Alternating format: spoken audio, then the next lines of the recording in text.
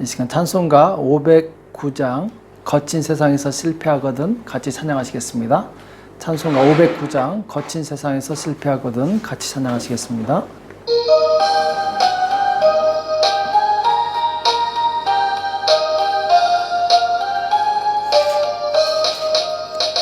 거친 세상에서 실패하거든 그 손 못자국 만져라.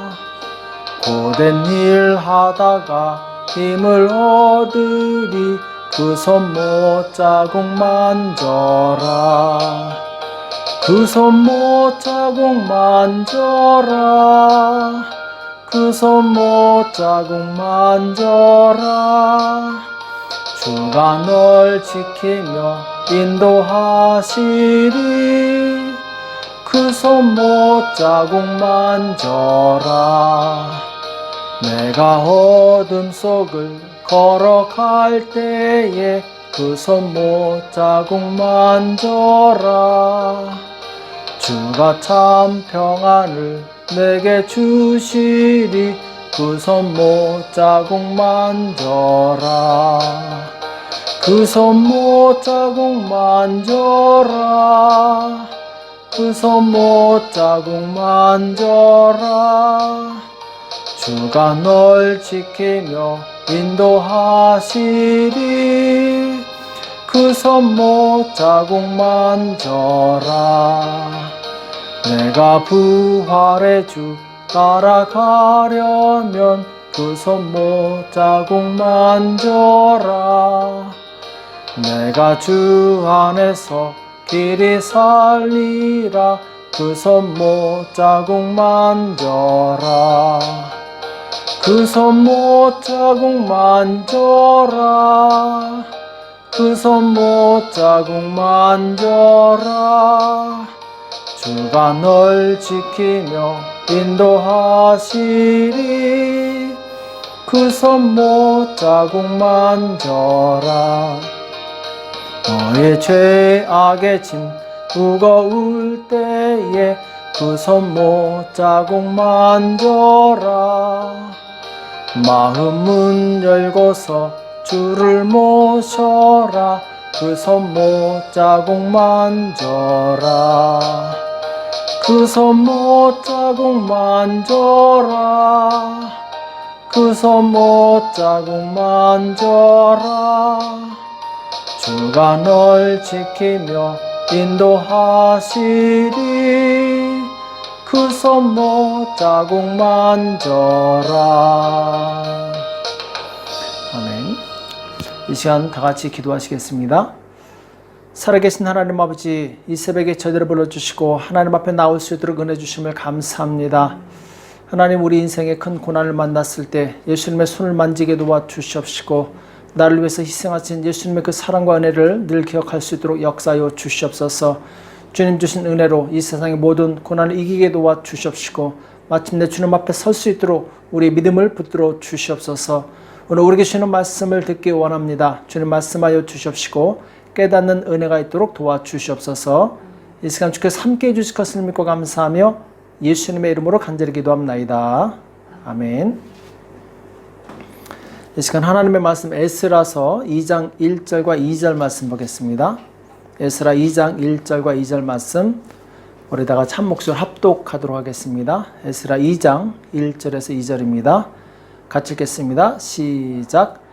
옛적에 바벨론 왕 느부갓네살에게 사로잡혀 바벨론으로 갔던 자의 자손 중에서 노임을 받고 예루살렘과 유다도로 돌아와 각기 본성에 이른 자 곧 스룹바벨과 예수아와 느헤미야와 스라야와 리엘라야와 모르드게와 빌산과 미스발과 비그웨와 르훔과 바하나 등과 함께 나온 이스라엘 백성의 명수가 이러하니. 아멘.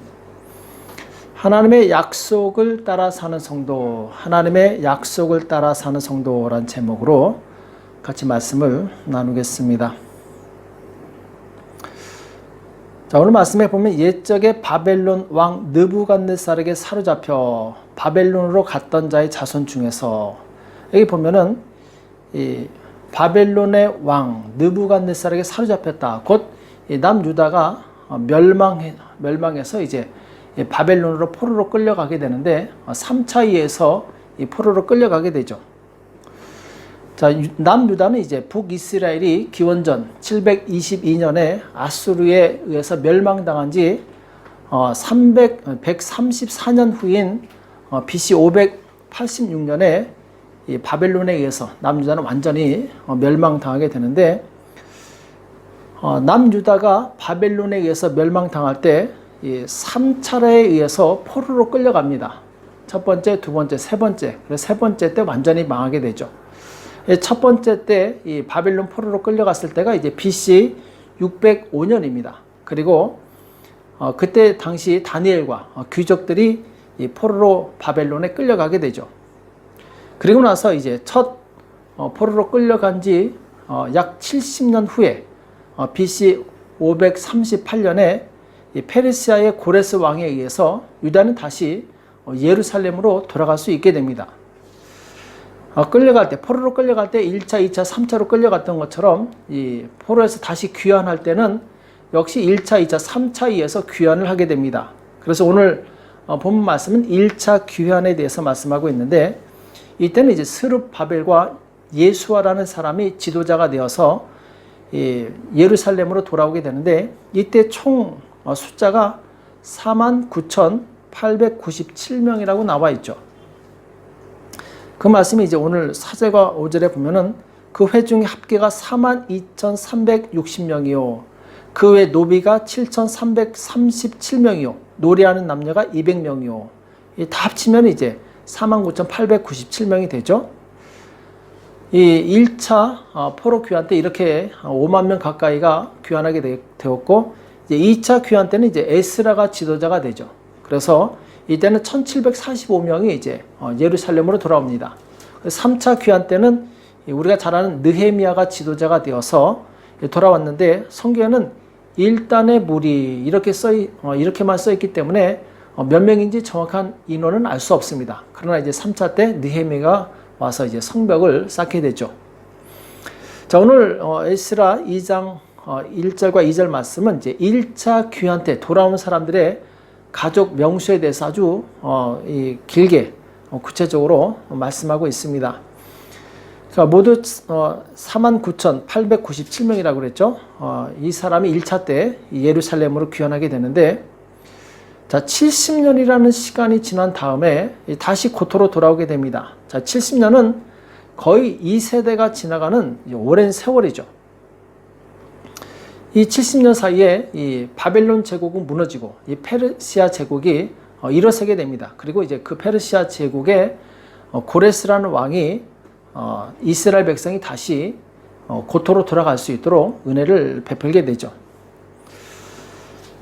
자, 이렇게 70년이라는 오랜 세월 동안 이스라엘 백성이 이 바벨론 땅, 곧 이제 나중에 페르시아로 바뀌게 되는데, 이 페르시아 제국에 머물렀다는 얘기는 그 사이에 이미 정착했다는 말과 같은 말이죠. 물론 처음에 1세대는 힘들었겠지만 이제 2세대부터는 이미 거기서 태어나고 자랐기 때문에 페르시아 제국이 더 그 사람들에게는 문화적으로 맞습니다. 언어도 그렇고 편안하죠.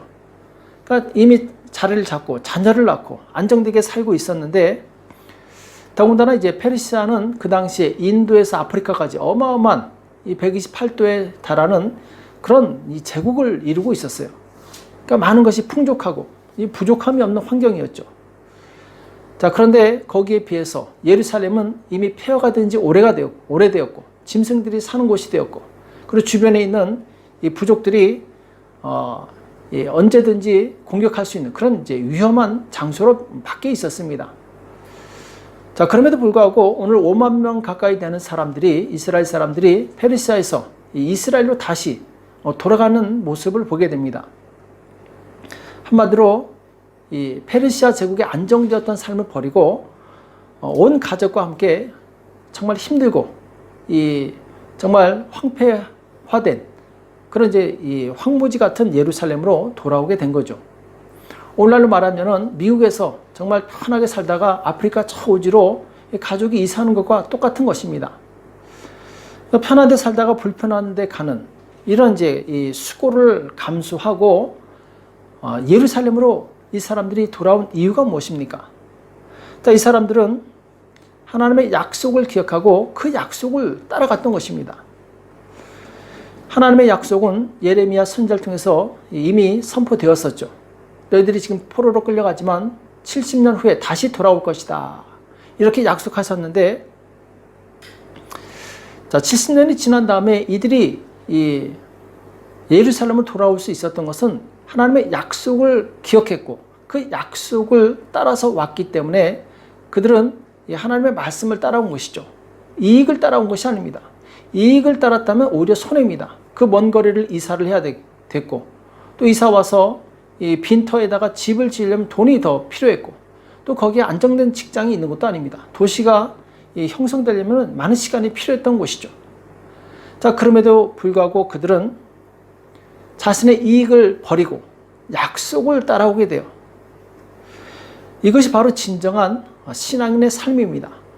신앙은 자기의 이익이 아닌 하나님의 약속을 따라가는 것입니다. 많은 사람들이 신앙생활을 종교생활처럼 하면서 자신은 잘하고 있다고 착각을 하고 있어요. 신앙생활과 종교생활의 차이점이 무엇입니까? 신앙생활은 하나님의 약속을 따라가는 것입니다. 그러나 종교생활은 자기의 이익을 따라가는 것이죠. 그래서 이스라엘 백성이 애굽을 탈출해서 광야를 거쳐서 가나안 땅에 왔을 때 그들은 시간이 지나면서 하나님을 버리고 바알과 아세라 우상을 섬기게 됩니다. 바울은 천둥의 신, 비의 신이었죠.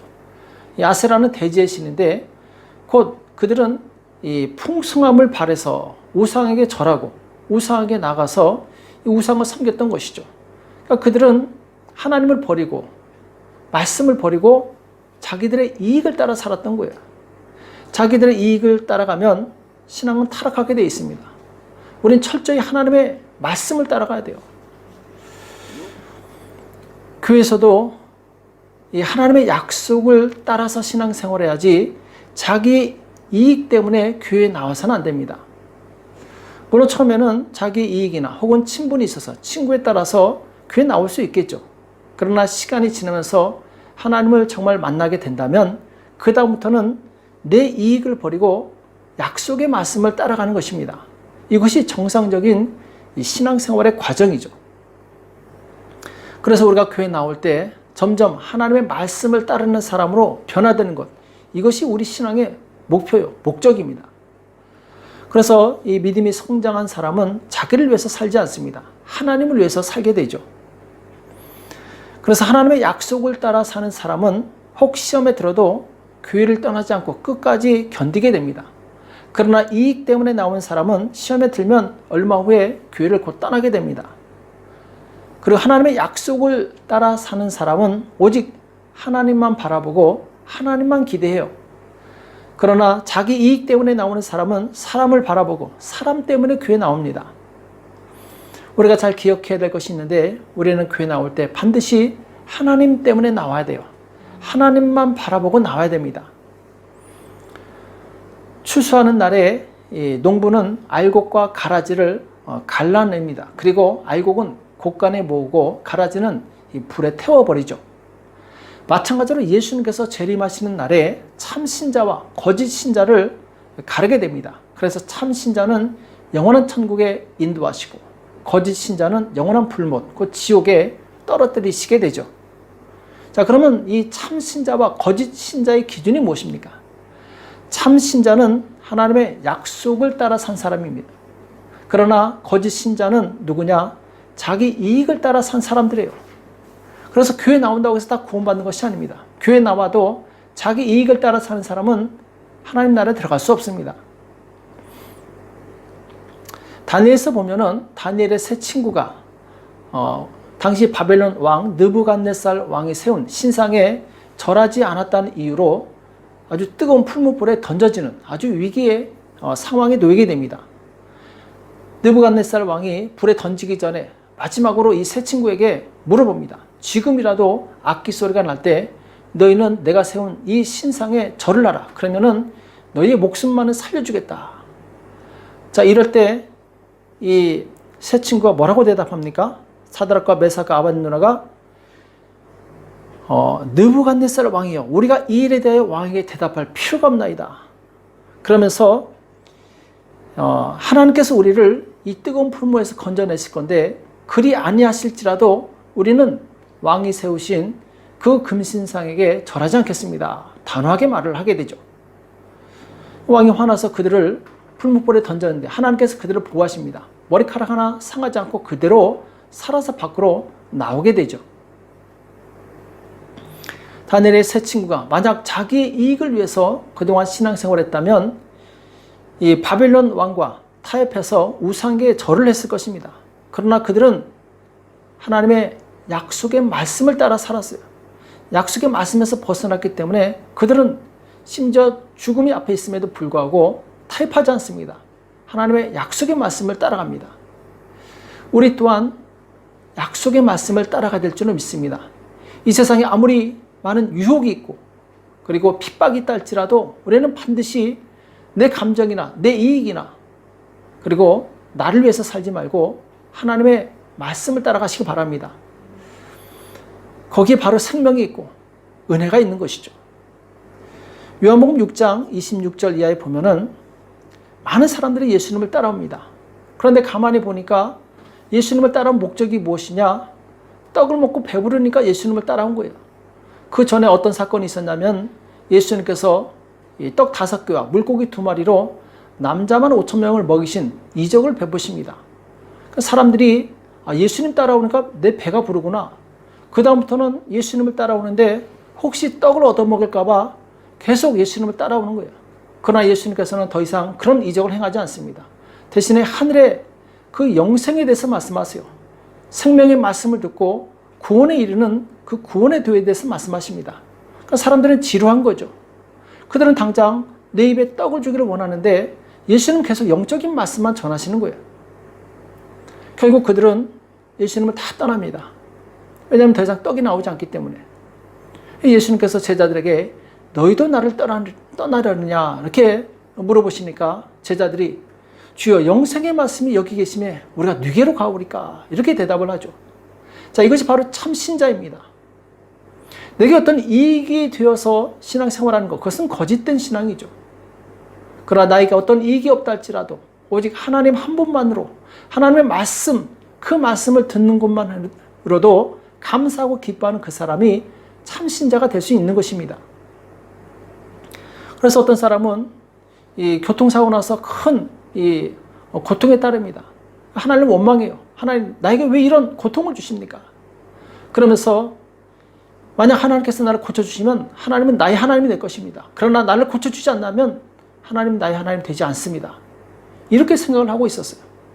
근데 이분이 어느 집회에 가서 목사님의 말씀을 듣다가 회개합니다. 하나님께서 나를 고쳐주지 않는다 할지라도 하나님은 나의 하나님이십니다. 이렇게 고백하고 진실하게 회개하고 눈물을 흘렸을 때 하나님께서 그 즉석에서 그 사람의 병을 치료해 주시는 그런 역사가 있었어요. 우리는 어떤 조건 때문에 하나님을 믿는 것이 아닙니다. 바로 하나님께서 나를 사랑하셨기 때문에, 나에게 은혜를 줬기 때문에 그 은혜 때문에 하나님을 믿는 것이죠. 그래서 하박국 선지자는 하박국 3장 17절에서 이렇게 고백합니다. 비록 무화과나무가 무성치 못하며 포도나무에 열매가 없으며 감람나무에 소출이 없으며 밭에 식물이 없으며 우리의 양이 없으며 외양간에 소가 없을지라도 나는 여호와를 인하여 즐거워하며 나의 구원의 하나님을 인하여 기뻐하리로다. 아멘. 이렇게 고백하고 있어요. 이것이 바로 참 신앙입니다. 내 삶에 얻어지는 어떤 열매가 없다 할지라도 하나님 한 분만으로 기뻐하며 감사하는 그 신앙이 정말 참 신앙이 되는 것이죠. 우리가 왜 그렇게 할 수 있습니까? 그것은 바로 하나님께서 나를 먼저 조건 없이 사랑해 주시고 은혜를 주셨기 때문에 그렇습니다. 이사야서 55장 1절, 2절, 3절에 보면은 너희 목마른 자들아 물러 나오라. 돈 없는 자도 오라. 너희는 와서 사 먹되 돈 없이 값없이 와서 포도주와 젖을 사라. 너희가 어찌하여 양식하는 것을 위하여 은을 달아주며 배부르게 못할 것을 위하여 수고하느냐. 나를 청종하라. 그럼 너희가 좋은 것을 먹을 것이며 너희 마음이 기름진 것으로 즐거움을 얻으리라. 참 축복의 말씀 아닙니까? 단지 하나님의 말씀을 듣기만 해도 하나님께서 좋은 것을 우리에게 주시고, 그리고 우리 마음을 기름진 것으로 즐거움으로 채워주신다고 말씀하고 있어요. 너희는 귀를 기울이고 내게 나와 들으라. 조건이 너무 간단합니다. 듣기만 하면 돼요. 내가 주님한테 어떤 축복을 얻기 위해서 돈을 내야 되거나 희생을 내야 되는 것이 아니에요. 듣기만 하라는 거예요. 그러면 너희 영혼이 살리라. 내가 너에게 영원한 언약을 세우리니 곧 다윗에게 허락한 확실한 은혜리라. 하나님의 말씀을 듣기만 해도 하나님께서 다윗에게 주신 그 놀라운 축복을 우리 인생에 베푸신다고 말씀하고 있습니다. 하나님께서 이렇게 조건 없이 우리에게 은혜를 주셨기 때문에 우리 또한 조건 없이 하나님께 기쁨으로 감사함으로 나갈 수 있는 것이죠. 우리는 이제 순수한 신앙으로 돌아가시기 바랍니다. 혹 내가 기도했는데 응답이 바로 오지 않는다 할지라도 그래도 그 하나님은 나의 하나님이 되십니다. 그 하나님을 끝까지 신뢰하시기 바랍니다. 하나님께서는 결코 그분의 약속을 변개치 않는 분이십니다. 하나님의 때 하나님께서 우리에게 응답하시고 하나님께서 우리 인생을 통해서 일하실 것입니다. 오늘 이스라엘 백성이 예루살렘으로 돌아가는 것이 손해보는 것 같고 아까워서 만약 돌아가지 않았다면 오늘날 전 세계에 큰 영향력을 끼치는 이스라엘이라는 나라는 국가 존재 자체가 존재하지 않았을 것입니다. 그들이 약속의 말씀을 따라서 이스라엘로 돌아왔을 때 그 나라가 그 후대에 정말 강한 나라가 되어서 전 세계에 영향력을 끼치는 그런 아주 훌륭한 나라가 되는 것이죠. 오늘 우리는 나의 이익을 따라가지 말고 하나님의 약속의 말씀을 따라가시기 바랍니다. 하나님을 만나고 하나님의 약속을 듣고 순종하면 나머지 모든 축복은 나중에 하나님의 때에 나에게 돌아오게 돼 있는 것이죠. 오늘 우리는 이 신앙의 우선순위를 잘 기억하시고 하나님의 말씀을 따라가시기 바랍니다. 그 사람에게 반드시 하나님께서 열매를 맺게 하는 축복의 날이 올 줄로 믿습니다. 그 날을 기대하면서 하나님의 말씀을 따라가시는 저와 여러분 되시길 예수님의 이름으로 축복합니다. 기도하겠습니다. 살아계신 하나님 아버지, 오늘 우리에게 말씀해 주심을 감사합니다. 이스라엘 백성이 자기들의 이익을 계산하지 않고 하나님의 약속의 말씀을 따라서 그 불편한 예루살렘으로 갔을 때 후대에 그 자손들이 복을 받고 크게 참으로 세상에 영향을 미치는 그런 축복의 민족이 된 것을 우리가 기억하게 도와주시옵시고, 하나님 우리가 이 땅에 살면서 우리의 이익을 따라 살지 않게 도와주시옵시고 오직 하나님의 말씀을 따라 살 수 있도록 역사하여 주시옵소서. 그러이 하나님께서 예비하신 놀라운 은혜와 축복을 받아 누릴 수 있도록 역사하여 주시옵소서. 감사하며 예수님의 이름으로 간절히 기도합나이다. 아멘. 오늘 말씀 기억하시면서 하나님, 내가 지금까지 내 이익을 따라 신앙생활을 했다면 용서해 주시고 이제 어떤 조건 없이 오직 하나님만 섬기고 사랑하겠습니다. 기도하시고 나라와 민족을 위해서 교회와 가정과 자녀를 위해서 이 시간 합심해서 간절히 기도하겠습니다. 기도하겠습니다.